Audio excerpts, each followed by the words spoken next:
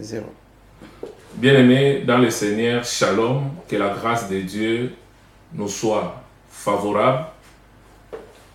Aujourd'hui, Dieu nous a permis encore de parler autour de sa parole, parce que ces derniers temps, il y a eu pas mal d'attaques contre les chrétiens.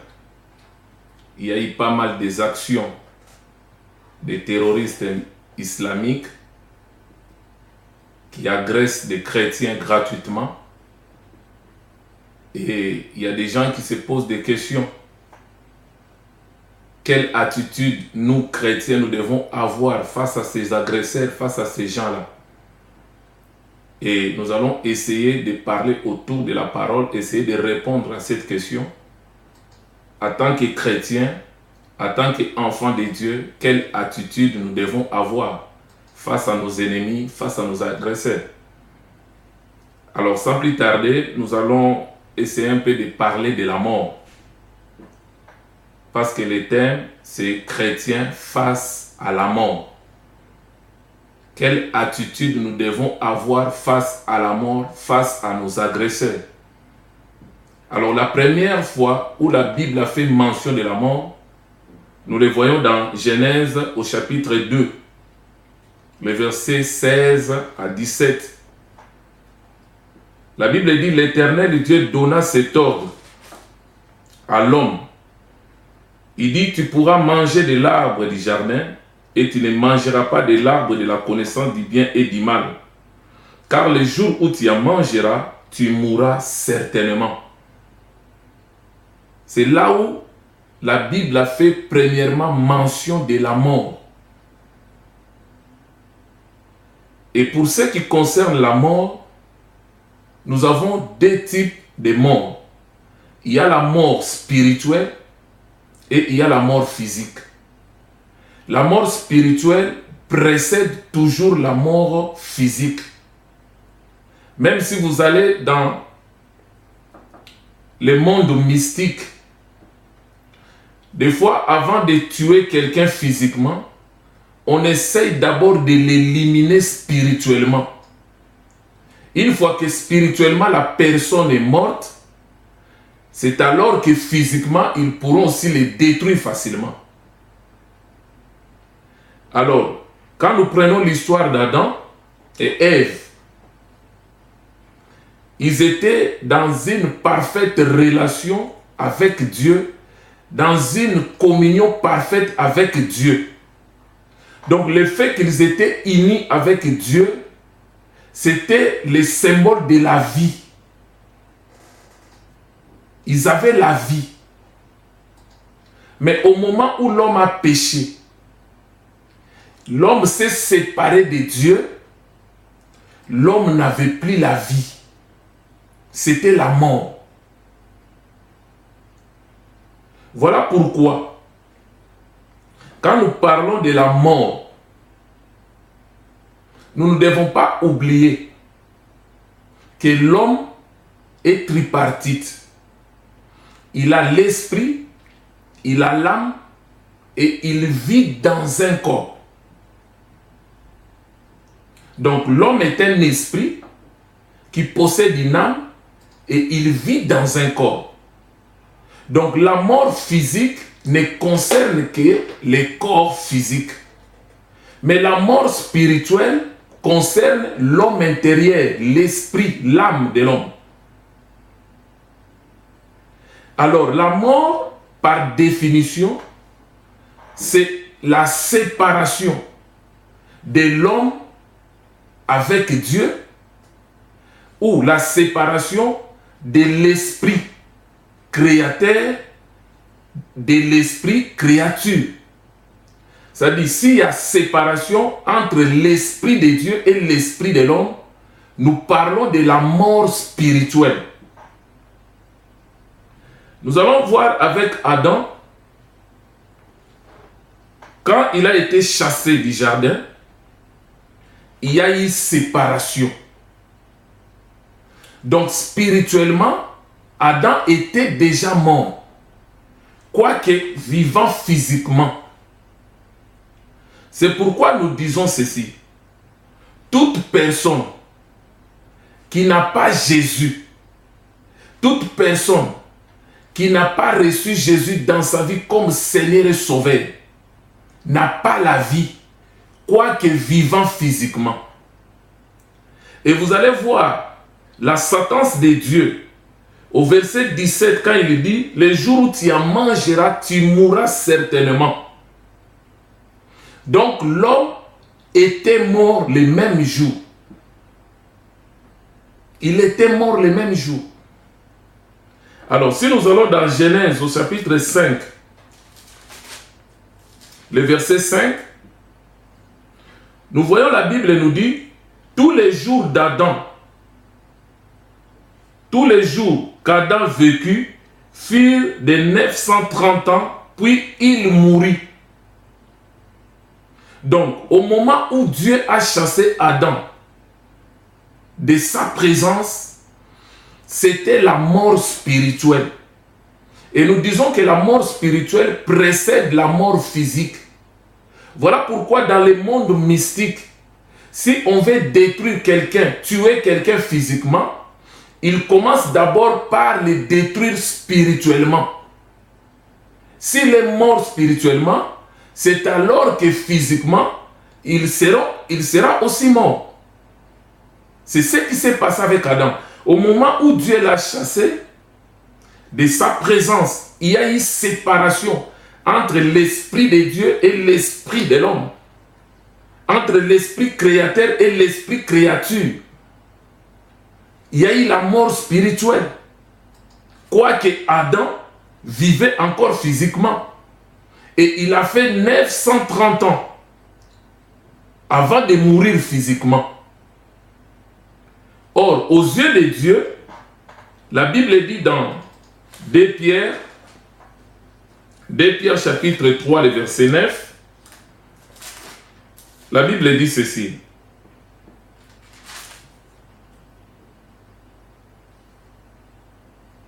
De Pierre chapitre 3,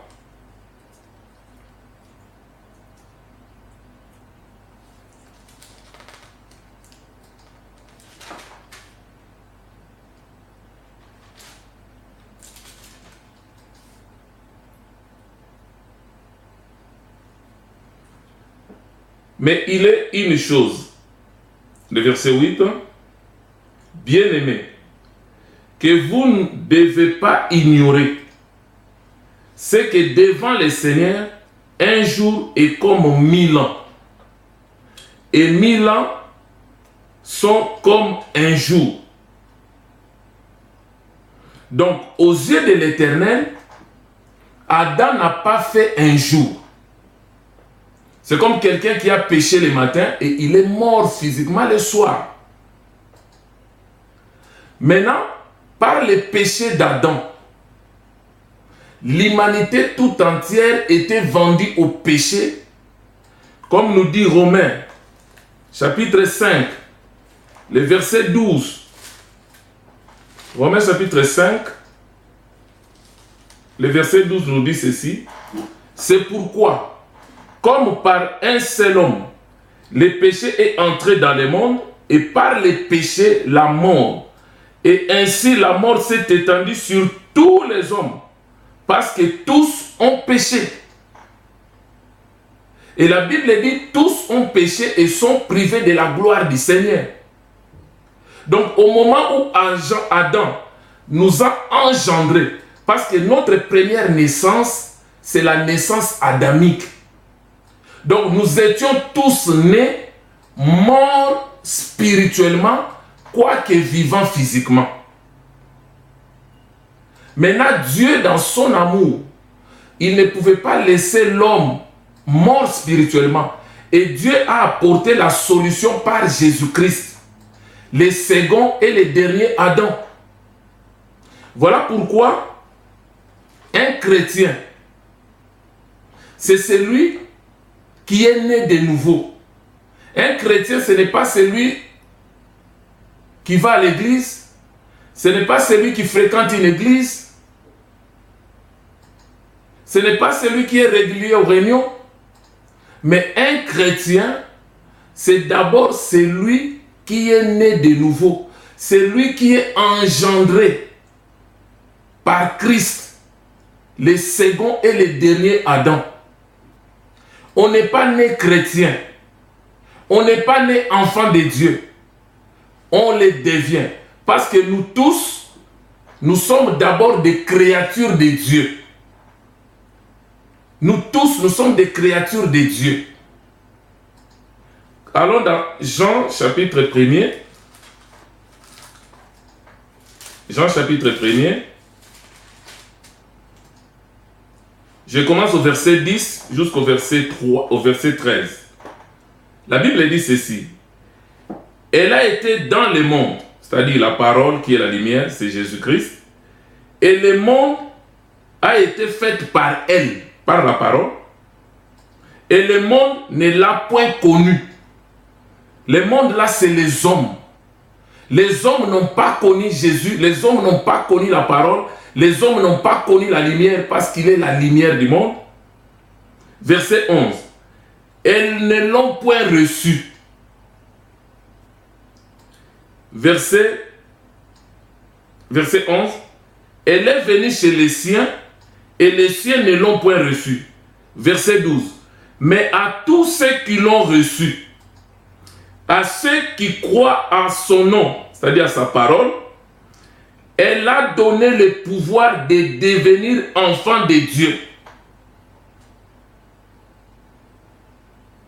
Et cet enfant de Dieu, c'est qui? Lesquels sont nés non du sang, ni de la volonté de la chair, ni de la volonté de l'homme, mais de Dieu.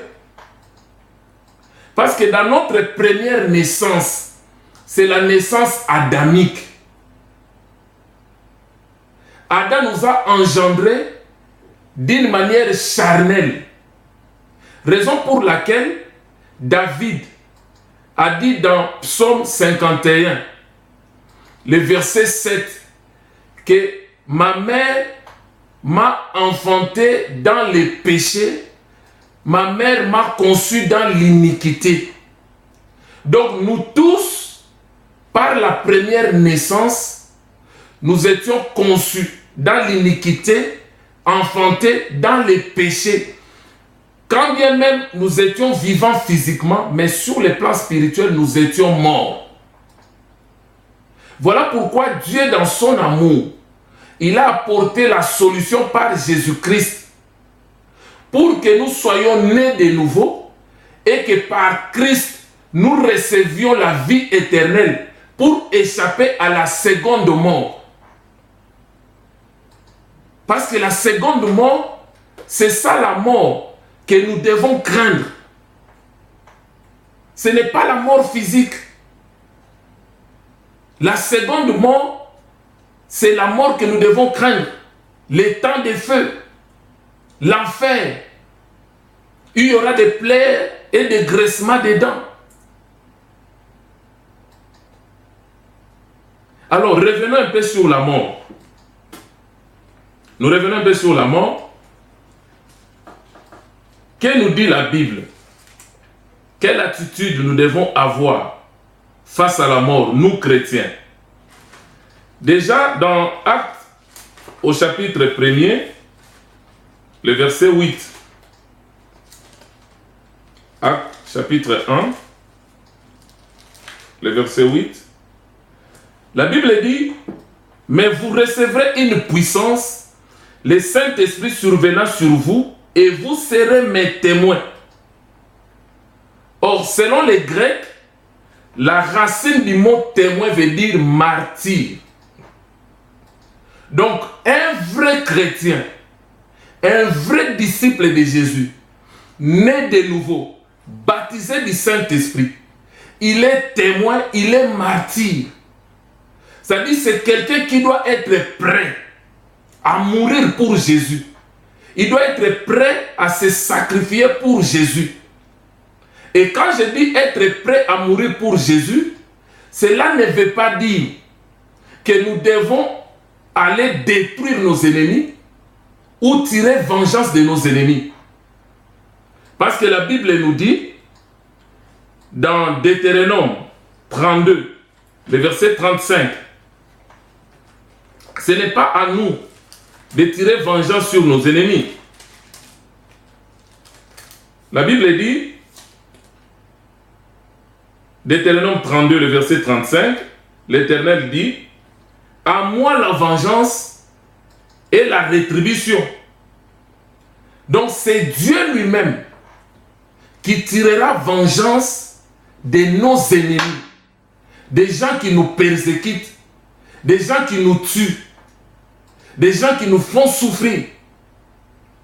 C'est Dieu lui-même qui rendra à chacun selon ses œuvres. Dans Matthieu 5, le verset 43 à 48, Matthieu 5, 43 à 48, la Bible dit ceci. Vous avez appris qu'il a été dit, tu aimeras ton prochain et tu haïras ton ennemi. Là, c'était la loi avec Moïse. Mais Christ nous enseigne, nous ses disciples, nous les vrais chrétiens. Il dit au verset 44, « Mais moi, Jésus, je vous dis, aimez vos ennemis, bénissez ceux qui vous maudissent, faites du bien à ceux qui vous haïssent, et priez pour ceux qui vous maltraitent et qui vous persécutent, afin que vous soyez fils de votre Père qui est dans les cieux. Car il fait lever son soleil sur les méchants et sur les bons. Et il fait pleuvoir sur les justes et sur les injustes. » Donc, en d'autres termes, si Dieu supporte les méchants, il supporte nos ennemis, les gens qui nous font du mal, parce qu'il sait qu'il y aura un jour où il rétribuera chacun selon ses œuvres. Mais ce n'est pas à nous de tirer vengeance. Ce n'est pas à nous de chercher à détruire nos ennemis. Nous devons prier pour eux, pour que Dieu leur fasse grâce, pour qu'ils rencontrent Jésus un jour dans leur vie, pour qu'un jour ils se convertissent au christianisme. Et si aujourd'hui nous sommes la cible des terroristes, des islamistes, de toutes ces personnes qui nous haïssent, cela prouve que nous sommes sur la bonne voie. Cela prouve que nous avons trouvé le vrai chemin qui est Jésus-Christ. Et ce chemin-là nous conduit à la vie éternelle. Alléluia. Voilà pourquoi Christ, dans Matthieu 24,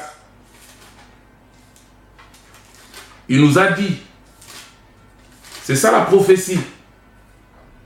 Matthieu 24, je prends à partir du verset 6 jusqu'au verset 14. Écoute ce que la Bible dit. Vous entendrez parler de guerre et de bruits de guerre, mais gardez-vous d'être troublés. Aujourd'hui, il y a des guerres partout. Il y a des soulèvements partout. C'est la prophétie qui sont en train de s'accomplir. Mais la Bible dit, gardez-vous d'être troublés, car il faut que ces choses arrivent. Mais ça ne serait pas encore la fin.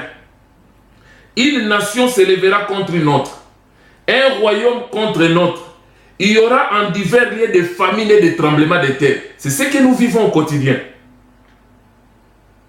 Et tout cela ne sera que le commencement des douleurs.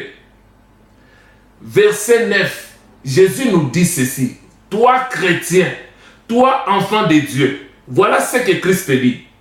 On vous livrera au tourment et on vous fera mourir. Et vous serez haïs de toutes les nations à cause de mon nom. Le fait d'appartenir à Jésus fait de toi ennemi de beaucoup de gens. Voilà pourquoi Christ lui-même dit, je vous envoie dans le monde comme des brebis, mais au milieu des loups. C'est pour dire que le monde ne nous fera pas cadeau. Le monde cherchera à vous détruire à cause de votre appartenance à Jésus-Christ.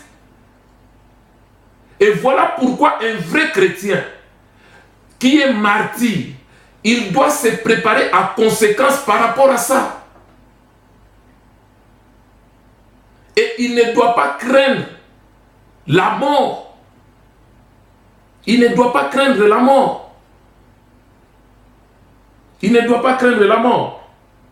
Et la Bible dit au verset 10, alors aussi plusieurs succomberont et se trahiront, se haïront les uns les autres. Aujourd'hui même dans l'église, dans le milieu des croyants, il y a la trahison. Mais moi je crois qu'un vrai enfant de Dieu, un vrai chrétien, né de nouveau, baptisé du Saint-Esprit, ne peut pas trahir son frère à cause de l'argent. Il ne peut pas haïr son frère. Parce que le christianisme nous dit, non seulement nous devons aimer Dieu de tout notre cœur, de toute notre force, de toute notre pensée, nous devons aimer notre prochain comme nous-mêmes et nous devons aussi aimer nos ennemis. Nous devons prier pour eux, les recommander entre les mains de Jésus, pour que Dieu fasse grâce un jour qu'ils rencontrent le Seigneur et qu'ils donnent leur vie à Jésus. C'est ça la mission que nous avons sur la terre. Nous sommes des pèlerins. Nous sommes des passages sur la terre. Notre royaume n'est pas de ce monde. Voilà pourquoi la Bible dit dans 2 Corinthiens 5, à partir du premier verset jusqu'au verset 10, la Bible dit, si la tente dans laquelle nous vivons sur la terre est détruite, c'est-à-dire cette tente c'est le corps, si un jour nous mourons physiquement, mais nous désirons aller rejoindre notre domicile céleste, et notre domicile céleste c'est Christ.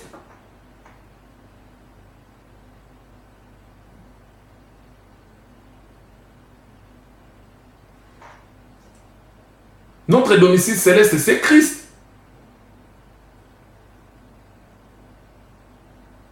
La Bible dit, nous gémissons, nous soupirons,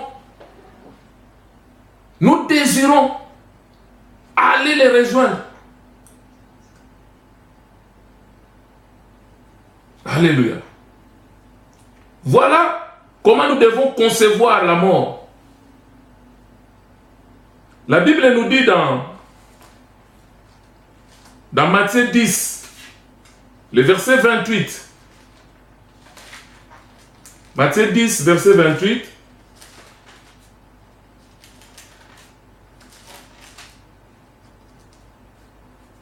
Ne craignez pas ceux qui tuent le corps et qui ne peuvent tuer l'âme. Craignez plutôt celui qui peut faire périr l'âme et le corps dans la géhenne. Nous devons craindre Dieu, mais nous ne devons pas craindre les hommes. Nous ne devons pas craindre Satan ni les démons. Nous ne devons pas craindre les sorciers, les magiciens, les occultistes. Nous ne devons pas craindre tous les islamistes, toutes ces personnes-là. Nous ne devons pas les craindre. La Bible dit que ce sont des gens qui peuvent tuer seulement le corps physique, mais ils ne peuvent pas tuer ton âme. Mais tu dois craindre Dieu parce que c'est le Dieu qui a le pouvoir de détruire et ton âme et ton corps. Mais Satan ne peut pas détruire ton âme. Satan ne peut pas détruire ni les démons. Ils peuvent détruire ton corps, mais pas ton âme. Voilà pourquoi la Bible nous exhorte à ne pas craindre toutes ces personnes-là. La mort que tout enfant de Dieu doit craindre, c'est la seconde mort, la géhenne, les temps de feu. comme nous dit Apocalypse 20. Voilà pourquoi toutes les personnes qui sont mortes physiquement lors du tribunal du grand trône blanc, ceux qui ne sont pas morts en Christ, ils vont revenir à la vie pour comparaître devant ce tribunal.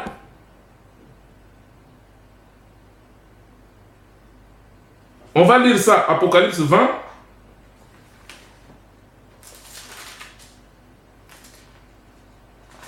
Apocalypse chapitre 20. Je commence au verset 10 jusqu'au verset 15. Et les diables qui les séduisaient fit jeter dans les temps de feu. Voilà la destinée du diable et les démons.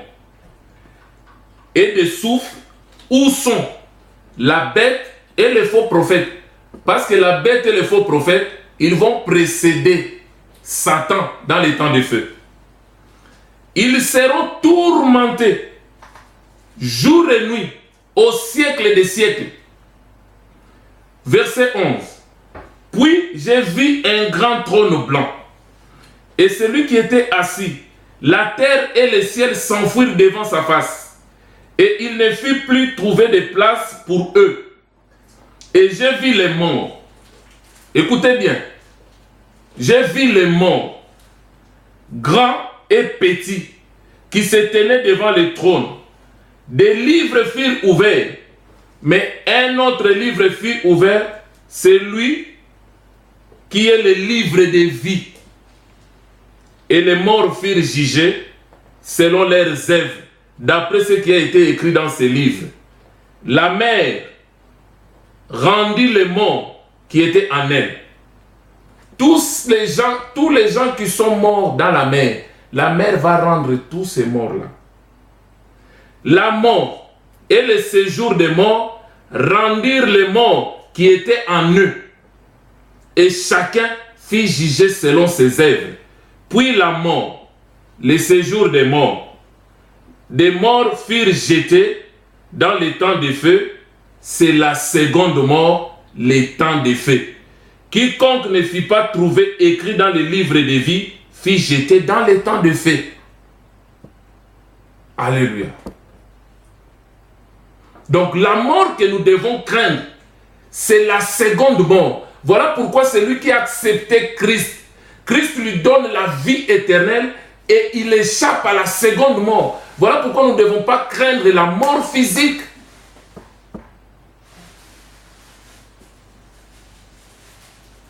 Alléluia.